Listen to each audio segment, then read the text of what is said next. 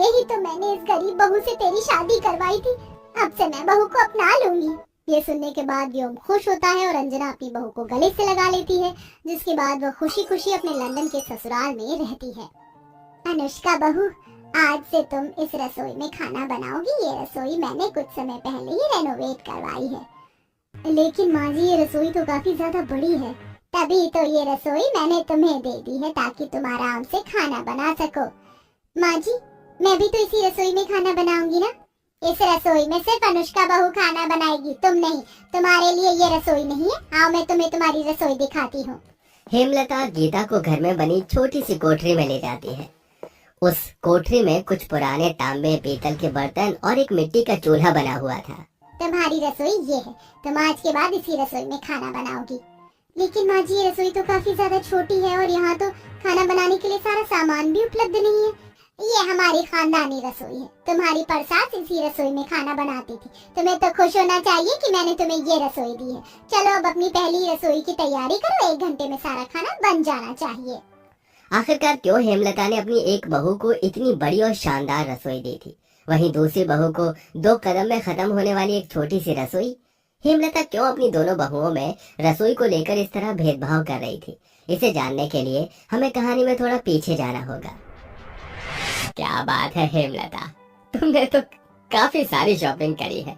शादी का लहंगा भी सुंदर लग रहा है, लेकिन ये एक शादी का लहंगा इतना सुंदर और महंगा सा है और ये कितना सादा और सस्ता सा दिख रहा है। क्यों? महंगा वाला है ना, ये हमारी होने वाली अमीर बहू अनुष्का के लिए, और जो ये सस्ता और सादा सा है ना, ये गरीब बहू गीता के लिए है। हेमलता तुम भी ना, अरे वो दोनों तुम्हारी होने वाली बहू है। अब सास बहू में भेदभाव करेगी तो जमाना क्या कहेगा। चुप करिए आप। मैंने शादी के लिए हाँ कर दी, वही बड़ी बात है। वरना मैं अपने विनय के लिए अनुष्का जैसी अमीर लड़की लेकर आती। इसे ही शौक चढ़ाता ना गरीब लड़की से लव मैरिज करने का। कहने को हेमलता के दोनों बेटों की शादी एक साथ हो रही थी, लेकिन जहां अपनी होने वाली अमीर बहू अनुष्का से हेमलता काफी खुश थी, वहीं होने वाली गरीब बहू गीता से हेमलता का मुंह बना हुआ था। ऐसे ही समय गुजरता है और आखिरकार हेमलता की अमीर और गरीब बहुएं ससुराल आ जाती हैं, जिसके बाद हेमलता एक एक कर दोनों बहुओं का गृह प्रवेश करती है और आज दोनों ही बहुओं की पहली रसोई की रस्म होती है।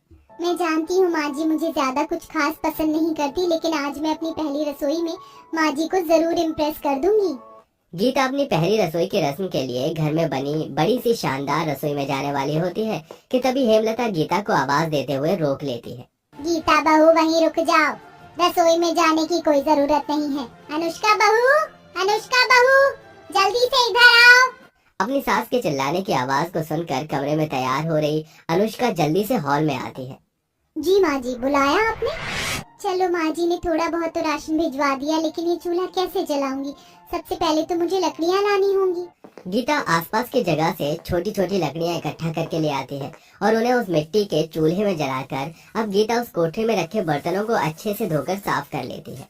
और अब अपनी पहली रसोई के लिए गीता सबसे पहले सूजी का हलवा बनाती है। जहाँ एक तरफ गरीब बहू उस छोटी सी रसोई में चूल्हे पर सूजी का हलवा बना रही थी, वहीं दूसरी तरफ उस बड़ी सी रसोई में अमीर बहू। अब क्या करूं? मुझे तो कुछ भी बनाना नहीं आता। पहली रसोई में तो बहुएं खीर और हलवा बनाती है, लेकिन मुझे तो अंडा भी उबालना नहीं आता है। क्या बनाऊं मीठे में, कुछ समझ नहीं आ रहा है। अमीर बहू अनुष्का को सारे सामान की जरूरत के साथ साथ एक बहुत बड़ी रसोई मिली थी, लेकिन अनुष्का को खाना बनाने के बारे में कुछ भी नहीं पता था, जिसके चलते अनुष्का सबके लिए बाहर से चॉकलेट ले आती है। थोड़ी देर में जहां अमीर बहू अपनी बड़ी सी रसोई में सबके लिए मीठे में चॉकलेट्स और ब्राउनी लेकर आती है, वहीं गरीब बहू अपनी छोटी सी रसोई से सबके लिए गर्मा गर्म सूजी का हलवा बनाकर लाती है। अरे ये क्या अनुष्का बहू, तू इतनी देर से किचन में से चॉकलेट्स और केक लेकर आई है? माँ जी, खीर, हलवा, मिठाई ये सब तो पुरानी चीज हो गई। मीठे में कुछ अलग भी तो खा सकते हैं। सभी लोग अनुष्का की लाई हुई ब्राउनी और चॉकलेट खा लेते हैं, जिसके बाद अब गीता सभी को अपना बनाया हुआ सूजी का हलवा खिलाती है। अरे गीता बहू, क्या स्वादिष्ट सूजी का हलवा बनाया है तुमने। ऐसा हलवा तो मेरी माँ बनाती थी। तुमने तो मुझे मेरी माँ की याद दिला दी। क्यों हेमलता, अच्छा है ना सूजी का हलवा? इसे कहते हैं पहली रसोई में कुछ अच्छा और मीठा बनाना। सूजी का हलवा ही तो बनाकर लाई है। कौन सा इसने 56 भोग बना दिया जो आप इतनी तारीफ कर रहे हैं? ठीक ठाक बना है। मीठा बनाने के बाद अब दोनों बहुओं की खाना बनाने की बारी आती है।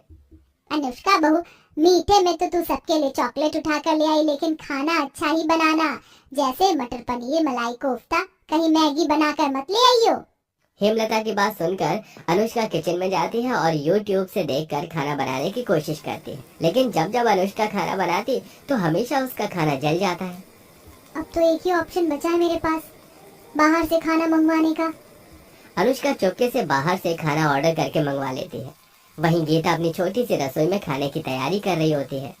थोड़ी सी दाल है और ये कुछ आलू। एक काम करती हूँ, सबके लिए दाल, आलू का चोखा और चावल बना देती हूँ। दाल कम होने की वजह से गीता दाल में ज्यादा पानी डाल देती है और थोड़ी देर में गीता खाना बनाकर डाइनिंग टेबल पर लगा देती है। वहीं अनुष्का भी बाहर से मंगवाया हुआ खाना सभी को परोसती है। मेरी अनुष्का बहू, पर सब बड़ा हंस रहे थे ना, कितना स्वादिष्ट और अच्छा खाना बनाकर लेकर आई है। आपकी बहू की तरह नहीं जो पानी वाली दाल उठा कर ले आए। अनुष्का बहू ने काफी अच्छा खाना बनाया, लेकिन मुझे ऐसा क्यों लग रहा है ये खाना किसी रेस्टोरेंट से आया है। बिल्कुल वैसा ही स्वाद है। गीता बहू ने भले ही पानी वाली दाल बनाई है, लेकिन खाने में तो स्वादिष्ट बनी है। अनुष्का अब हर रोज बाहर से ही खाना ऑर्डर करके सभी को दिया करती थी।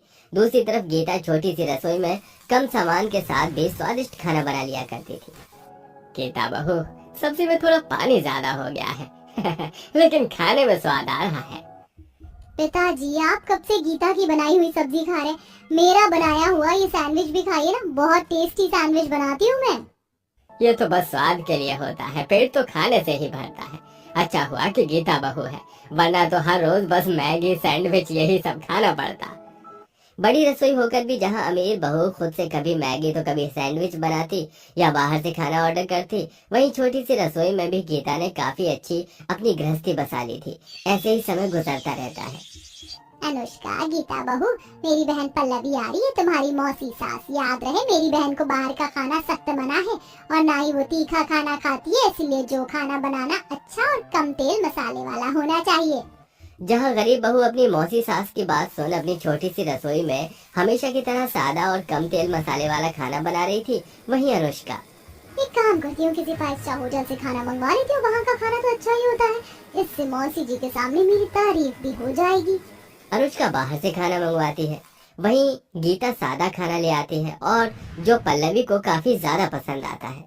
गीता बहू, तुमने तो काफी अच्छा खाना बनाया, तेल मसाले का भी अच्छे से ध्यान रखा है। क्या पल्लवी, तुम भी इसी के हाथ का खाना खा रही हो? जरा मेरी अनुष्का बहू के हाथ का खाना तो खाकर देखो। पल्लवी जैसे अनुष्का का बनाया हुआ खाना खाती है तो अचानक उसके पेट में दर्द शुरू हो जाता है और जोर जोर से उसे खांसी आने लगती है।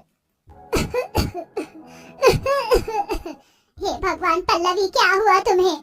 सभी लोग पल्लवी को जल्दी से अस्पताल लेकर जाते हैं। मैंने पहले ही कहा था कि आपको इन्हें कुछ भी उल्टा सीधा नहीं देना है। यह सब बाहर का खाना खाने की वजह से हुआ है। मैं जानती हूँ ये सब इस गीता की वजह से हुआ है। तेरी वजह से आज मेरी बहन हॉस्पिटल में एडमिट है।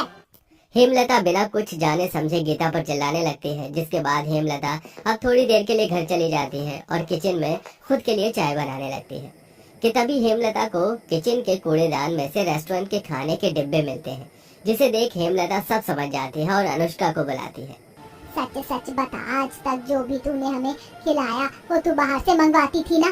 तुझे खाना बनाना नहीं आता है?